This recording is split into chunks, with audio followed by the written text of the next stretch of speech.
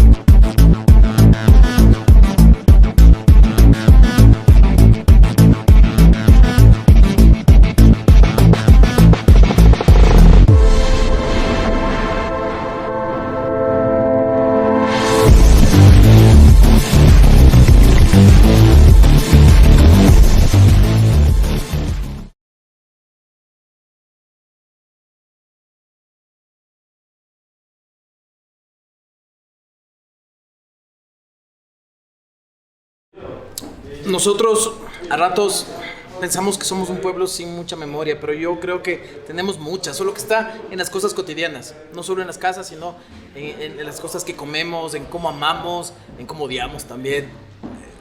Eso es lo que yo creo que hace muy bonito una ciudad como esta. Somos una capital, somos una ciudad en los Andes. Contar historias es algo que a mí es la vida. Yo creo que, de hecho, el patrimonio material, las casas, las construcciones, pierden mucho sentido si se vacían de sus historias. El patrimonio material es la cosa más importante que hay. Por ejemplo, no solo con estas casas, hay gente que dice, bueno, saquen a todas las monjitas de los monasterios del centro histórico, pero si salen con todas sus prácticas, sus recetas, sus formas de vida, y ahí perdemos mucho más. Entonces pasa lo mismo con estas casas. Ahora, hay casos como esta, donde ya su uso no es residencial, las familias han ido, entonces hay que repensar esos usos, y ahí es donde es importante contar las historias, que estos espacios se queden con esa densidad de las cosas que han sucedido aquí.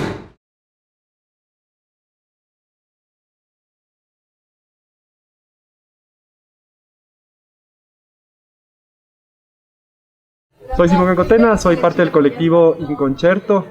Para nosotros es un gusto poder estar colaborando en este proyecto con el Útero. Inconcerto es un colectivo que justamente busca ocupar la ciudad de diferentes maneras a través de la música clásica, y entonces ser parte de un proyecto que justamente trata de usar un espacio que estaba abandonado, ¿no es cierto?, y llenarlo de cultura. Para nosotros se alinea un montón como colectivo con lo que estamos haciendo y buscando. Creemos que los espacios justamente abandonados y espacios en general en las ciudades deberían tener esta relación con las ciudades desde el arte, desde lugares más humanos, más de encuentro, más sensibles. Y entonces es chéverazo poder estar colaborando con el proyecto.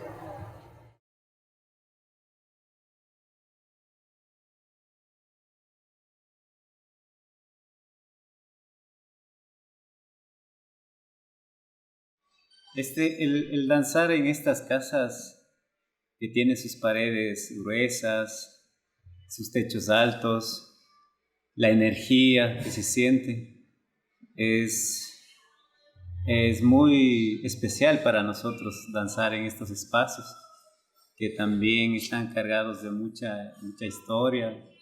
En sí la obra habla sobre la dualidad, el conectarse no sé, con la persona con la que realizas danza, sino también con los espacios. Que ya en sí la comunidad del útero puede expresarte o transmitirte cierto confort, cierta seguridad. Entonces, manejar danza en este tipo de espacios nos produce una retroalimentación como bailarines. Vas creando nuevas experiencias, vas creando nuevos recuerdos y de paso vas dándole nuevos momentos, nuevos recuerdos a esta casa que tiene muchas historias que contar.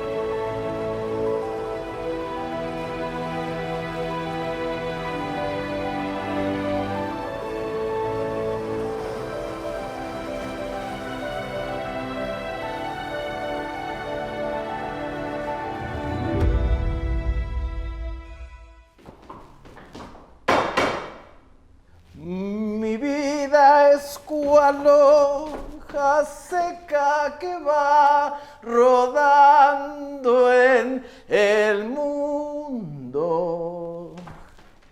que va rodando en el mundo.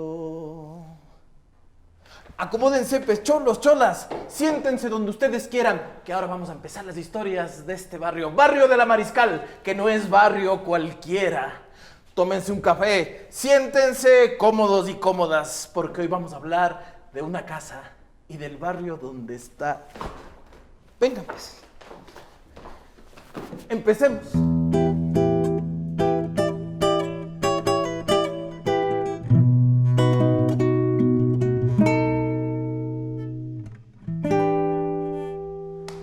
Es que vos sois lo que se dice un ananay, pues. Una cosa bien bonita y bien hecha. Ah, yo te quiero imaginar alguna vez cuando estabas nuevita, flamante, de esos chalets que se construían a las afueras de la ciudad, con esos candelabros, con lágrimas de cristal de Murano o de Bohemia, de esos lugares, vos sabes, Picholo, de esos lugares lejanos que aquí siempre sonaban a refinamiento, a ser bien futre, a ser de esa gente que somos los que somos. Pero también me gustaría imaginarte antes de haber sido construida, porque aunque haya madera y cosas bonitas, también hay cosas de esta tierra. El chocoto, por ejemplo, que todo el mundo sabía que el chocoto, igual que el adobe, tiene una receta específica. El chocoto tiene que hacerse de tierra negra, paja, agua, excremento de animales y sangre de toro negro. ¿Por qué toro negro? Yo no sé, Pechola. Debe ser superstición machista. De vaca también hubiera servido, porque al coagularse la sangre daba fortaleza a la mezcla. Pero los antiguos decían que tenía que ser de toro negro, jamás de colorado, porque el toro colorado es bravo, pues. Y con esa sangre de toro bravo, la mezcla se daña, se resquebraja, se cae y deja ver los huecos y la chaglla original, ese carricito de los Andes con el que antes se hacían los cielos rasos. Y antes de que estuvieses construida, antes de que esta madera fuera sacada de los bosques alrededor de Quito, de que el adobe y el ladrillo fuera hecho en los hornos y en los lugares a las afueras de la ciudad. Es que el barrio de la Mariscal antes era un potrero gigantesco, medio pantano, rodeado de quebradas como el Armero que baja desde el Pichincha. Calle ruidosa, llena de gente y de vida, porque hasta ahora, no creas, pasan las motos. Lo que pasa es que antes, en cambio, esto debió haber sido de silencio absoluto.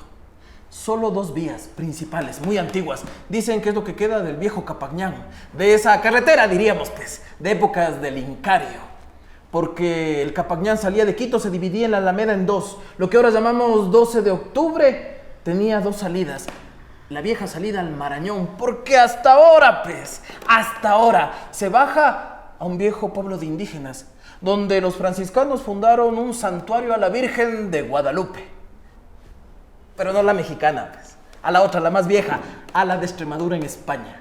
Pero la gente del sector dicen, o no sabía pronunciar el nombre o no quería, y quería que el nombre antiguo de su tierra se conserve. Así que siempre le llamaron Virgen de Guápulo. Y Guápulo se quedó. Y si sigues la 12 de octubre de largo, por lo que ahora es la 6 de diciembre, en cambio, llegabas hasta la frontera norte del imperio, a tierra de pastos. En cambio, la otra vía es la 10 de agosto.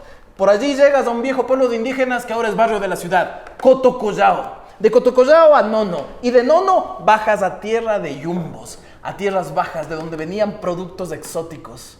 Y de Guápulo atravesaban los valles y por Papayacta hacia la Amazonía. Así que este era un lugar de intercambio. Tal vez lo único que podríamos llamar pueblo en esa época es el viejo pueblo de Santa Clara de San Millán.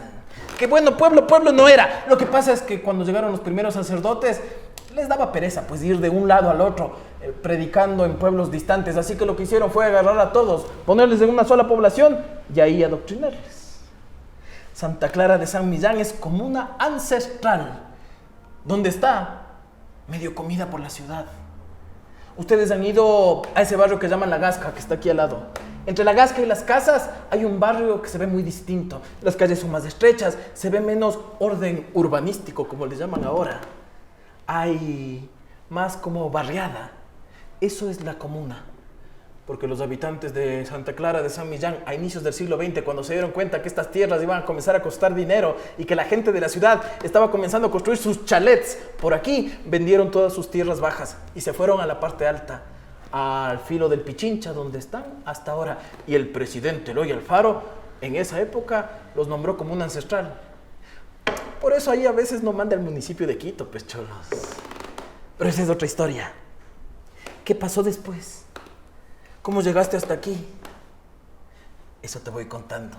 Pero de a poco, no comas ansias. Porque las cosas bonitas hay que comerlas de a poquito.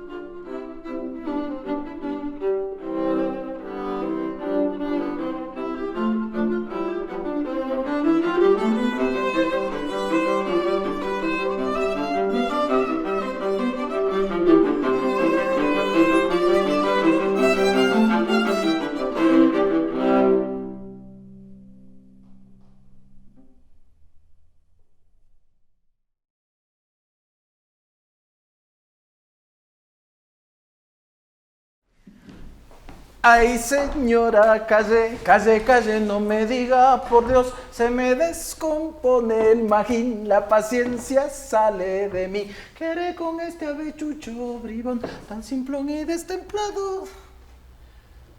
¿Qué te puedo contar, pues, de esa época virreinal? Es que estos eran los potreros afuera de Quito.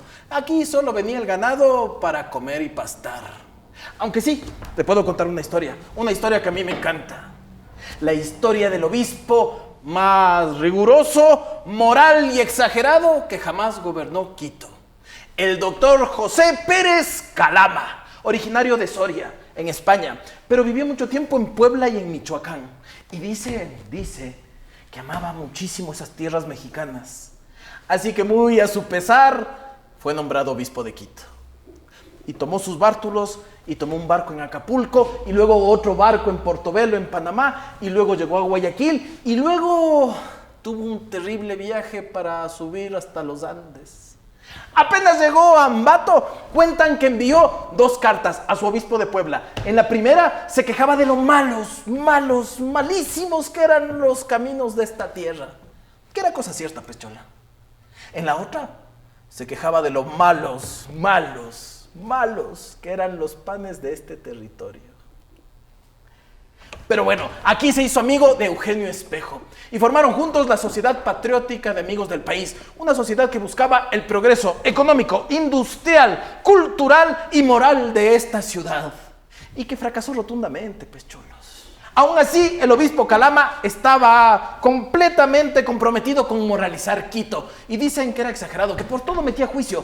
Si un sacerdote había sido visto saliendo de su casa o de otra casa a horas muy tardías, así fuese casa de su propia familia, juicio. Si otro sacerdote había sido visto recibiendo un regalo, así fuese una pequeña gallina, juicio también.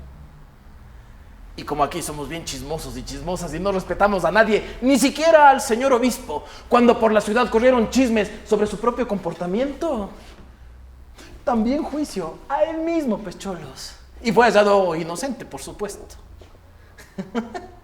Entonces, después de 6 años de que le rogaran y rogara, por fin le aceptaron la renuncia. Y ahí sí fue cuando Calama agarró sus bártulos y se fue feliz de Quito, despotricando contra nosotros. Nos llamó pueblo que no era ni temeroso ni del rey, ni de Dios, ni de nadie.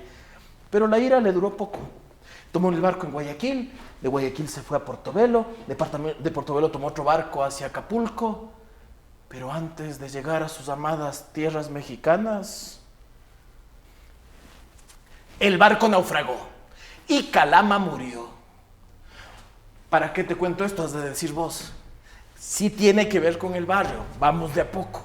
El asunto es que 150 años después de la muerte de Calama, cuando aquí ya casi nadie recordaba quién era ese señor, cuando ya estaba construido y diseñado el barrio de la Mariscal Sucre, decidieron ponerle su nombre y apellido a una calle, La Calama, que es el eje de la diversión nocturna de Quito. Durante décadas fue el lugar más escandaloso, divertido, degenerado y alegre de esta ciudad. Pobre obispo Calama, debe estar en su tumba, revolcándose de las iras. Y en época independentista, tiene que ver este lugar con una de las chullerías más chullerías que se le hizo jamás a nadie. Y el chuki de esa chullería, porque como vos sabes, Cholo, todo chulla necesita un chuki, una víctima. Y el chuki de esa chullería de la ciudad fue nada más y nada menos que el mariscal Antonio José de Sucre, que el 23 de mayo de 1822 estaba en Chillogallo, listo para atacar esta ciudad. Atacar desde el sur era una locura, porque el Panecillo es como una especie de fortificación. A un lado del Panecillo, además de estar quebrada del Machangar, así que entrar por ahí a la ciudad era cosa difícil. En cambio, esta parte, el norte, lo que llamaban el Hananquito, que luego se transformó en Añasquito y luego terminó siendo el Iñaquito, esta parte era amplia y por aquí el ejército podía llegar. Así que lo que quiso hacer Sucre fue audaz. Quiso llevar a todo su ejército desde Chillogallo, aprovechando la noche, subirse al Pichinche y pasar por ahí sin que nadie se diese cuenta, llegar en la mañana a este lugar y desde aquí sorprender al ejército español y atacar Quito. Pero la suerte fue muy poca, la puntería no fue tanta Y la mañana y el sol les agarró cuando el ejército entero estaba trepado allá arriba, más arriba de la colmena, en el Pichincha, pero sobre la ciudad. Y el ejército de Aymerich vio ese ejército invasor en el Pichincha y empezó la batalla famosa que lleva ese nombre. Es que imagínate, pues, chola, si Sucre hubiera logrado hacer lo que quiso hacer, estaríamos festejando la batalla de Pichincha aquí en la Mariscal. Pero no fue la única guerra que sucedió aquí, pues. Este lugar también fue escenario de la última guerra civil, que enfrentó ecuatorianos contra ecuatorianos. La guerra de los 4 días. Los ejércitos que invadieron Quito atacaron por el norte y por el sur. Aquí, en lo que llaman el Ejido, hubo una cruenta batalla. Tantos muertos que fueron enterrados ahí mismo, en un cementerio improvisado. Ese cementerio sigue ahí, solo que encima le construyeron un edificio completo. El edificio de la Caja del Seguro, del IES. Así que ya saben, cholas, cholos, si algún día están ahí viendo sus créditos hipotecarios o quirografarios, han de saber que están parados sobre un cementerio. Pero mejor te cuento, ¿sabes qué? Mejor vamos a cosas más alegres. Contemos de este barrio cuando la gente de la ciudad comenzó a venirse acá, cuando Quito ya dejaba de ser esa ciudad recoleta, franciscana, de campanarios, y se abría a la modernidad y al mundo. Y la Mariscal se convertía en el barrio más frufru, como decían los abuelos, en el barrio más bonito de Quito.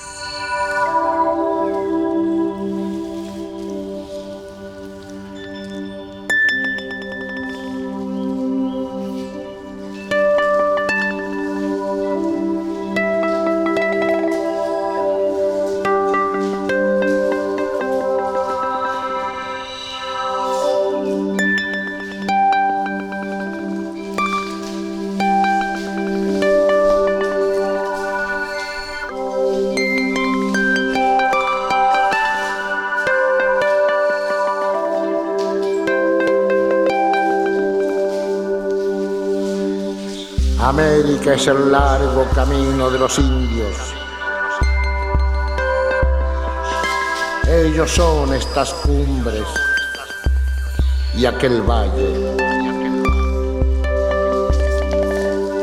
y esos montes callados perdidos en la niebla,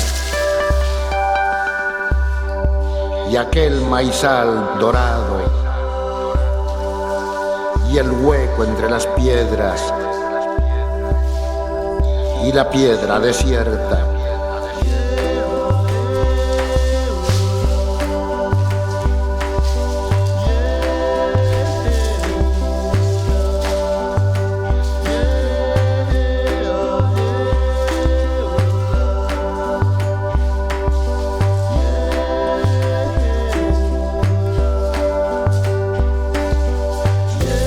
Desde todos los sitios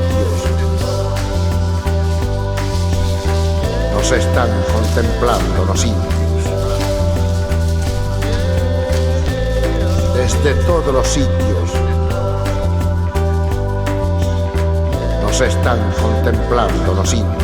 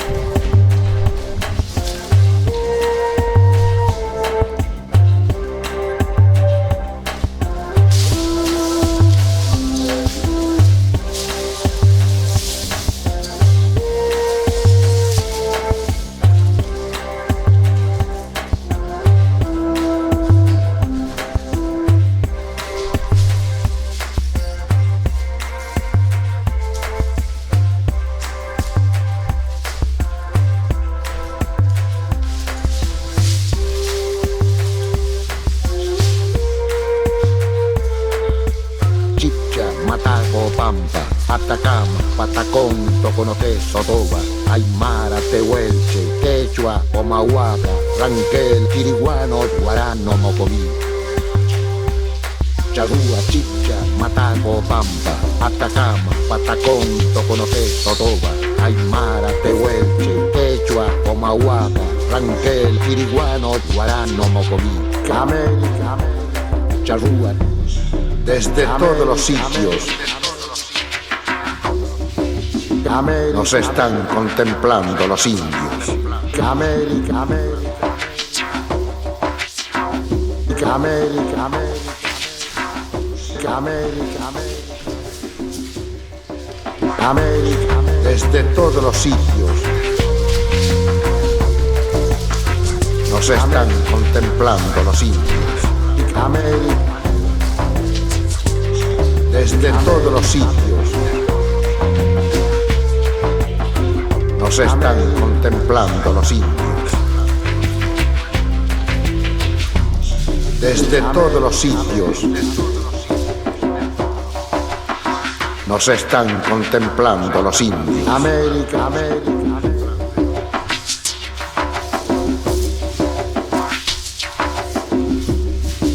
América, América, América, América,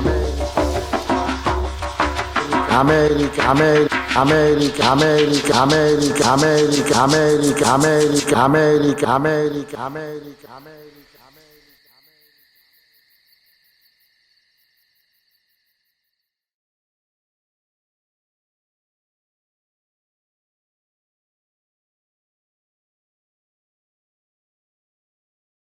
Ya vamos llegando al final de la historia, de a poquito.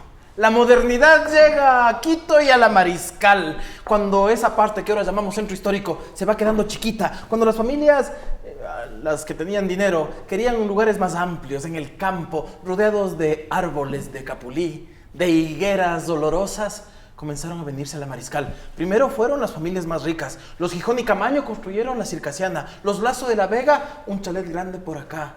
Por eso también la Mariscal en una época fue el lugar donde vivieron presidentes, como Galo Plaza Lazo, como Camilo Ponce Enríquez, y de vez en cuando, de exilio en exilio, el mismísimo mi doctorcito, José María Velasco Ibarra, que se quedaba en la casa de un amigo que era en la Avenida Patria, y la gente de la ciudad, que gustaba hacer bromas de todo, decía cuando Velasco ya estaba habitando esa casa, ya ves, esa casa ya volvió a ser lo que era. Pero no decían lo que era, decían, esa casa volvió a ser lo que era. Porque a mi doctorcito le decían el loco, porque con su dedo terrible, pues guiaba los destinos de la patria. Y aquí convivían los políticos de toda ideología. Por allá arriba estaba la casa de Benjamín Carrión, socialista. Y a 2 cuadras, la del fundador del mismísimo Partido Social Cristiano, ese era, el doctor Camilo Ponce Enríquez. Y de vez en cuando, pues invitaban a tertulias y a tomar café. Pero a veces ya no se dirigían la palabra en el fragor de las confrontaciones políticas de nuestro país. Lo que pasa es que el primer barrio a la salida de Quito fue el barrio América, que se está por allá al lado de San Juan. Y que todas las calles tienen lógica. Si es el barrio América, las calles tienen que llamarse como las grandes ciudades de América. Por eso hasta ahora podemos hacer la broma. Yo vivo en Nueva York y La Habana, esquina. Y luego el barrio de la Mariscal Sucre. Y aquí en honor a la modernidad, al mundo nuevo, que salió espantado de la Primera Guerra Mundial y que no sabía lo que le iba a pasar en la Segunda Guerra Mundial, pues este barrio fue pensado como un homenaje a la democracia y a las repúblicas del mundo, con nombres de los gobernantes. Reina Victoria, no muy democrática, pero gobernante al fin y al cabo. O si no, Mariscal Foch, héroe de la Primera Guerra Mundial. O Jorge Washington, pero también de los presidentes de nuestro país. Y por eso tenemos calles como Robles o Roca, que ahorita me acuerdo de eso. Es que los quiteños y las quiteñas siempre tuvimos esta cosa un poco racista. Y cuando Roca llegó, porque si aquí somos mayoritariamente runitas, indígenas, en Guayaquil son cholos, montubios, afros. Roca era sambo, y eso no se lo perdonó una chulla chullísima del siglo XIX. Doña Rosa España, que era terrible. Cuentan que Doña Rosa España, cuando conoció al presidente, le llevó una de esas copas de cristales de roca, esas bonitas que habían antes.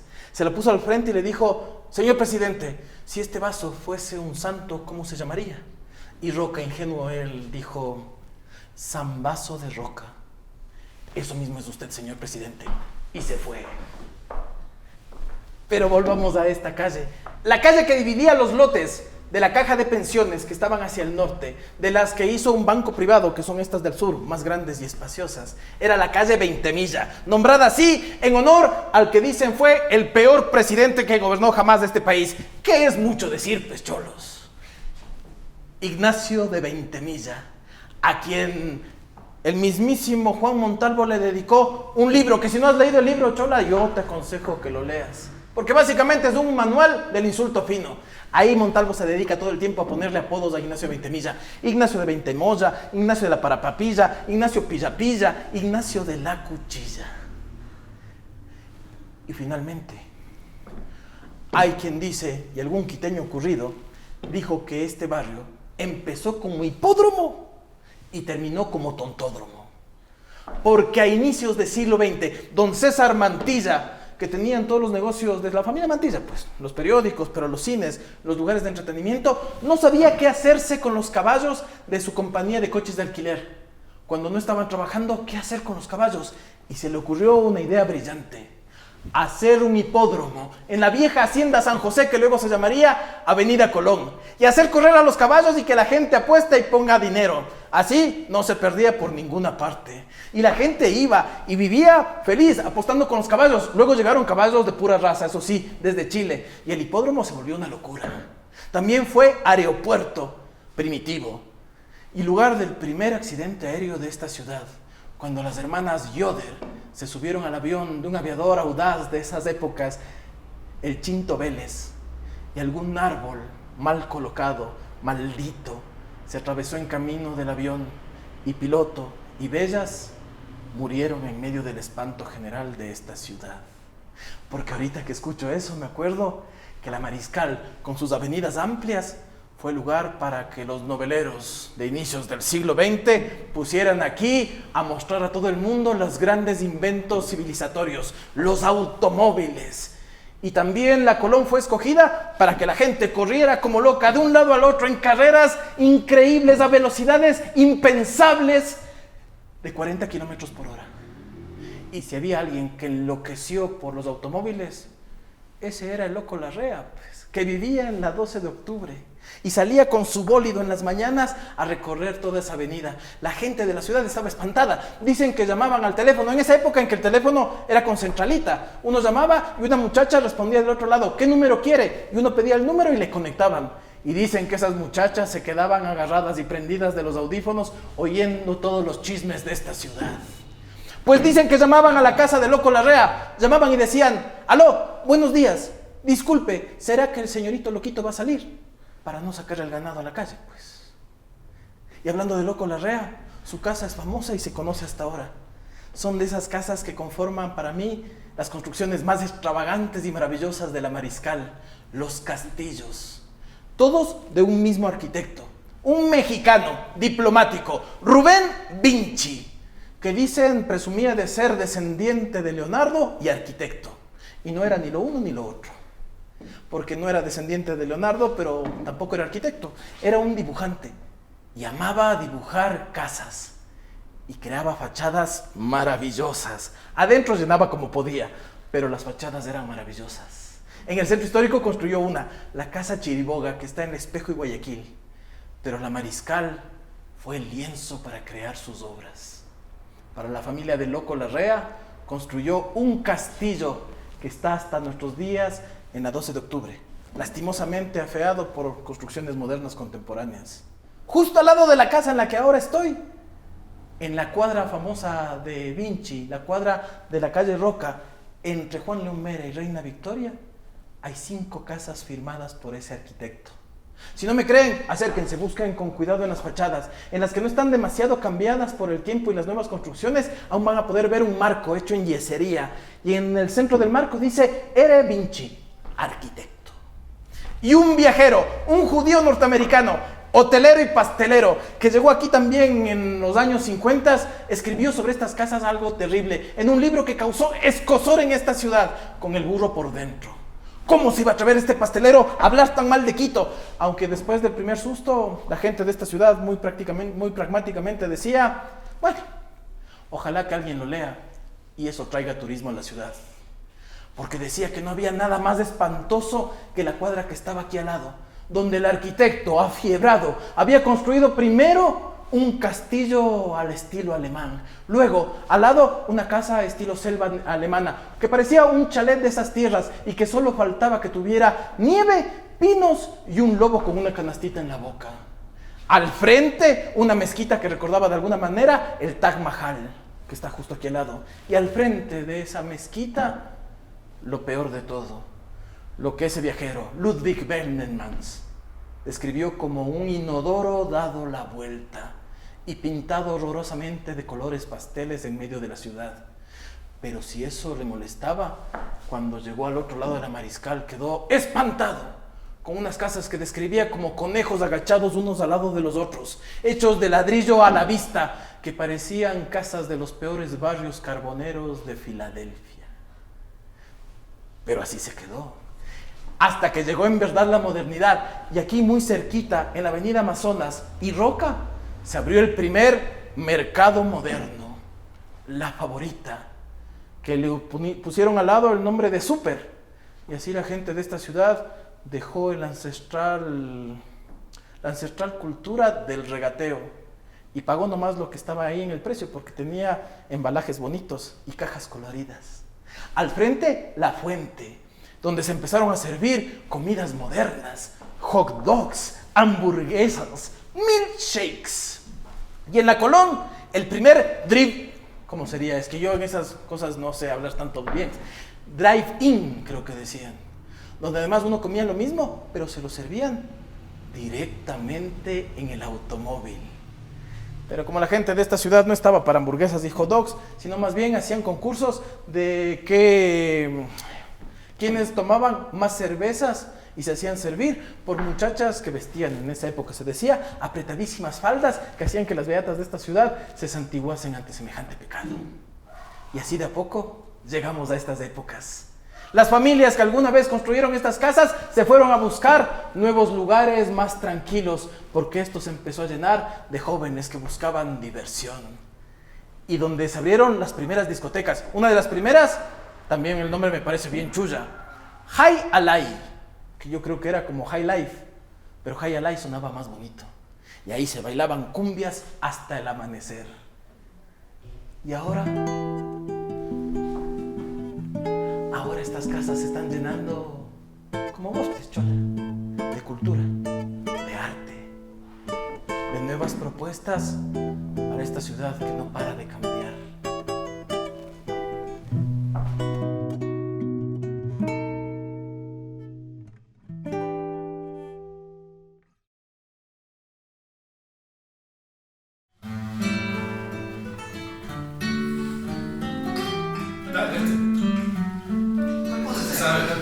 Al oído. De oído, Yo me llevo esa, ¿no? Tú me llevas esa. Vamos.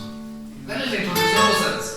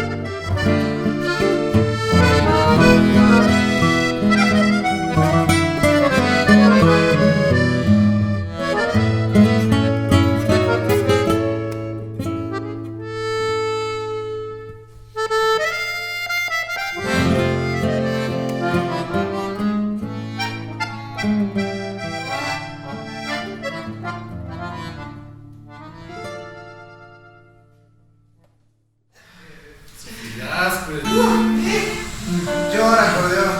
Sí. Como tu acordeón que ese acordeón le encontramos en un convento. Sí. Una monjita me dijo.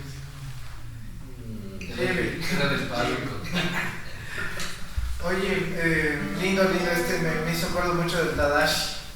Sí, Oye, hablando de eso, nada, me estaba acordando. ¿Te acuerdas? ¿Te acuerdas que todos los Tadashis hicimos unos tanguitos? ¿Por qué tengamos un tanguito? Este tanguito. A ver, ¿cuál?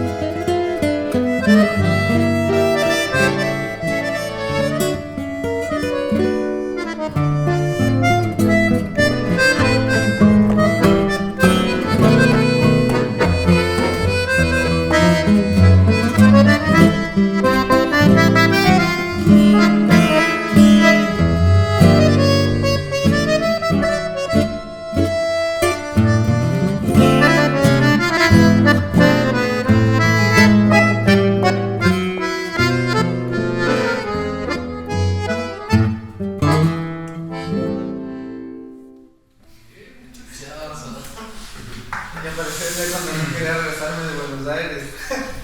Cuando andabas ahí de querendón.